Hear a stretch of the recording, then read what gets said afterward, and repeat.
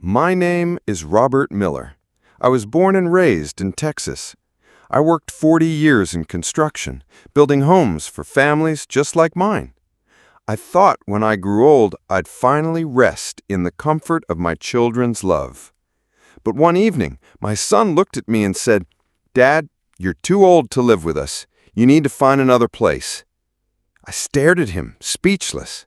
This was my son, Michael, the same boy I raised after his mother passed away.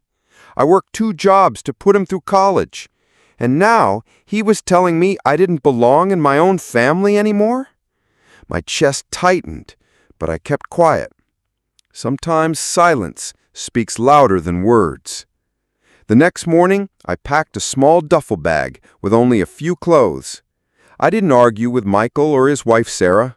I just walked out of the house, the same house I once built with my bare hands.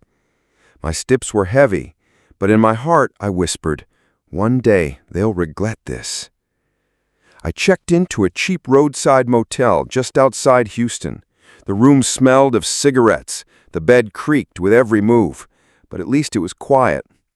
Lying awake that night, I asked myself, where did I go wrong as a father? But deep inside, another thought kept rising. Maybe this isn't the end. Maybe this is the beginning. Before leaving, I had placed a letter on Michael's kitchen table. In it, I wrote, "One day, you will realize what you lost when you pushed me away." They probably laughed at it, but I knew one day those words would burn in their hearts. What Michael didn't know was that I still owned a piece of land outside Dallas.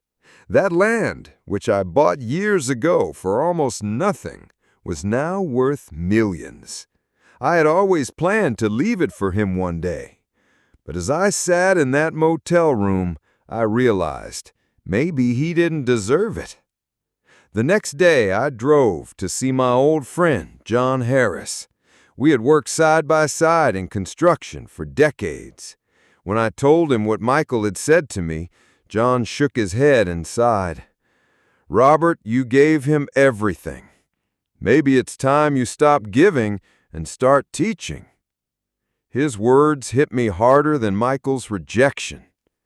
That afternoon, I met with a lawyer in downtown Houston. I explained everything and told him I wanted to set up a trust. My land would be sold, and every dollar would go to people who truly needed it. I gave one strict order: not a single penny goes to my son. I moved to a small town in Oklahoma, away from the noise and memories of Houston. Nobody there knew my story, but they welcomed me like family. For the first time in years, people saw me not as a burden, but as a man with wisdom and dignity. A month later, my phone rang. It was Michael. His voice trembled as he said, "Dad, can you lend me some money? My business is falling apart." I took a deep breath, closed my eyes, and answered, "I'm sorry, son. I can't help you this time." On the other end of the line, there was silence. Then Michael whispered, "But Dad, you always help me." I swallowed hard and replied, "And I always thought you would stand by me, too." The call ended. My hands trembled, but deep down I felt stronger than ever. A week later, my daughter Emily showed up at my small house in Oklahoma. Tears filled her eyes as she said, "Dad, please come back home. We need you." I looked into her eyes and asked myself, do they really need me, or do they just need my money? In my new town, the neighbors treated me like family. They invited me for dinners, asked for advice, and listened to my stories.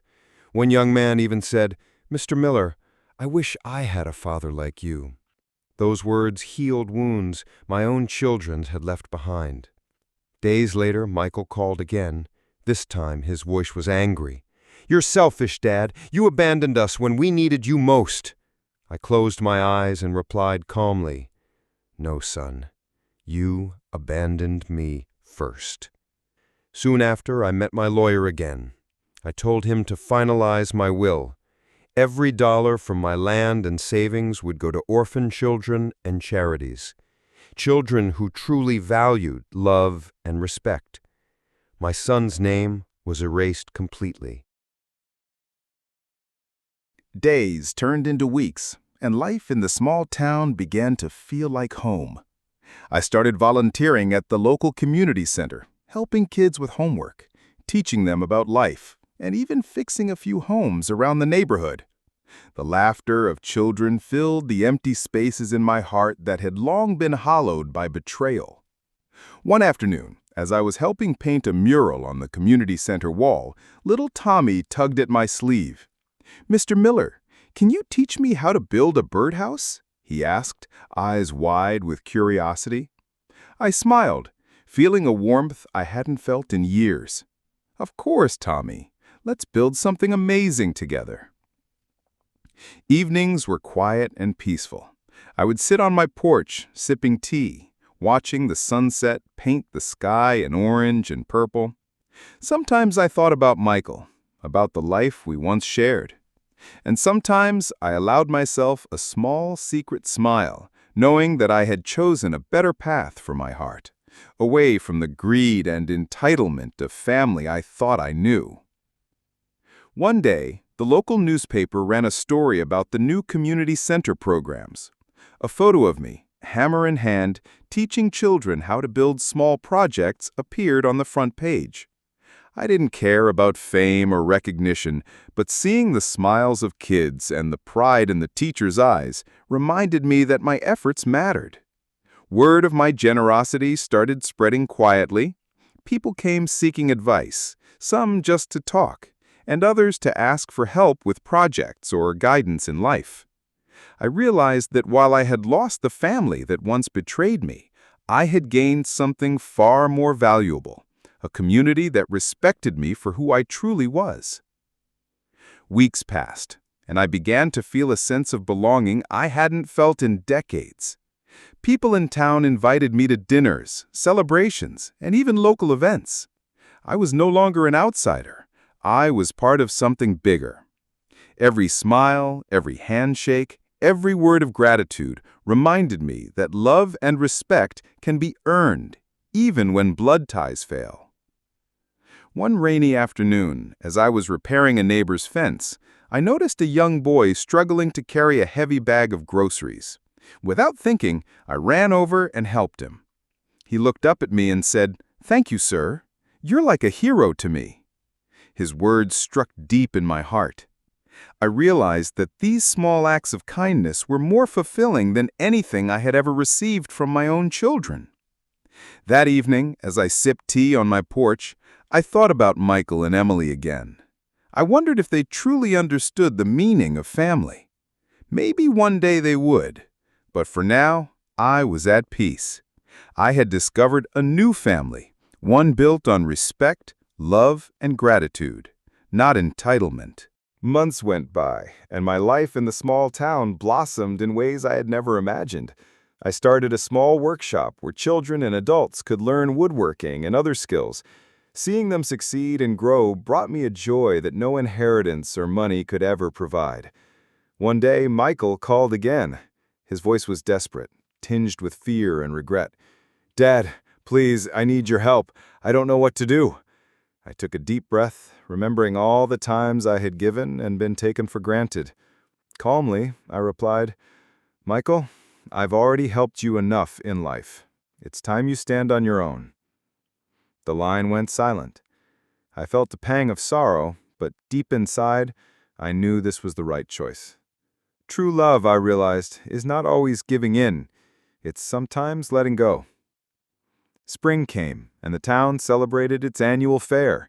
I was asked to cut the ribbon to open the event, an honor that made me feel genuinely appreciated. As I stood there, surrounded by smiling faces, children laughing, and neighbors cheering, I realized that this was the life I had been searching for all along. Emily came to visit again, but this time it was different. She didn't ask for money, she didn't plead. She simply hugged me and said, "Dad, I admire the man you are." For the first time, I felt a bridge forming, not built on entitlement, but on respect and genuine love.